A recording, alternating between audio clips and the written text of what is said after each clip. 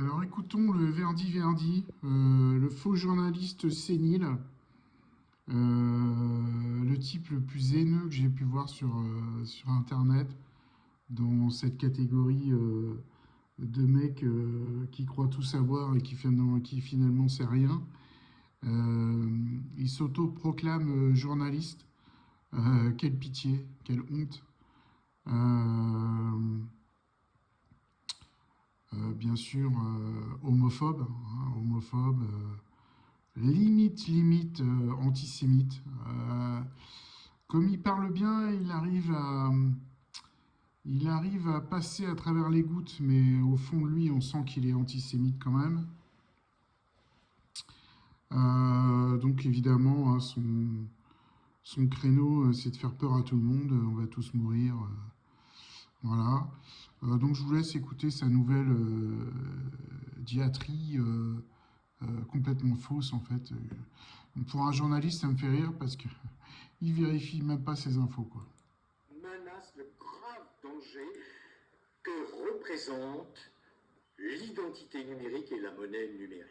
Alors aujourd'hui, je vais apporter un nouvel élément de poids pour vous sensibiliser. Je ne parle pas de la plupart de mes abonnés qui sont bien évidemment sensibles, qui sont au fait, qui suivent ce que je leur dis. Mais j'espère que mon propos va aller bien au-delà, qu'il sera transmis au plus grand nombre, parce que le danger majeur, je le répète, de la fin de mandat de Macron, c'est qu'il est en train d'imposer l'identité numérique qui est synonyme de perte totale de liberté. Quand vous serez complètement enfermé dans l'identité numérique et la monnaie numérique, vous ne pourrez plus rien faire. J'apporte à mon démonstration un nouvel élément qui est communiqué, en tout cas transmis, mis en exergue, par une grande résistante, Béatrice Rosen. Qu'est-ce qu'elle nous apprend?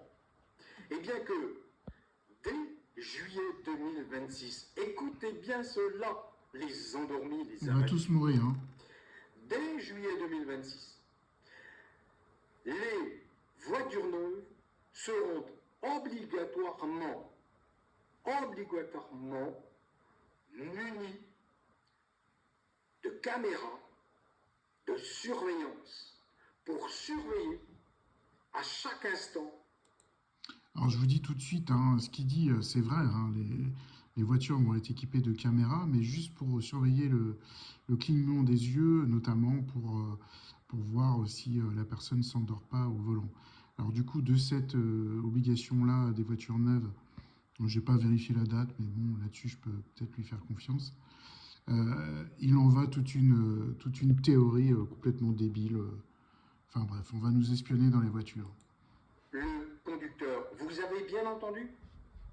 Est-ce que vous avez compris les avachis? Ah, c'est toi qui n'as pas compris apparemment, mon guignol. L'intimité, la vie privée.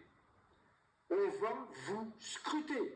On va tout observer de vous. Dès que vous aurez ouvert la portière de votre véhicule neuf, s'entend, immédiatement, tous vos gestes seront surveillés, vos paroles contrôlées.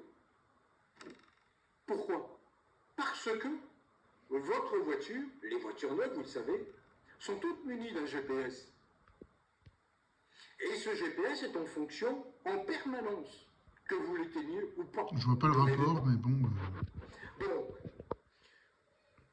vous allez être inscrit dans ce qu'on appelle un portefeuille numérique. Complètement faux. C'est-à-dire qu'on aura toute votre identité en ligne.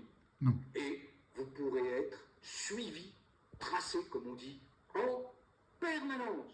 Alors, bien sûr, il veut mettre en avant, hein, c'est ce qu'explique Béatrice Rosen. J'accélère un petit peu. Hein. Toujours, et notre rôle de d'un gendarme ou des policiers, eux, auront eu le signalement. Le signalement, vous avez la dénonciation. Ah, un central dont vous ignorez.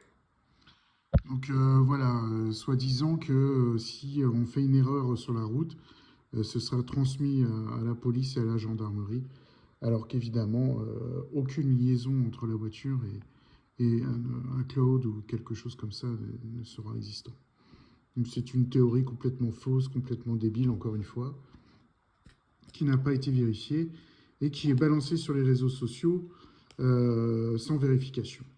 Donc voilà, Verdi, le sénile, le faux journaliste, continue dans sa débilité profonde.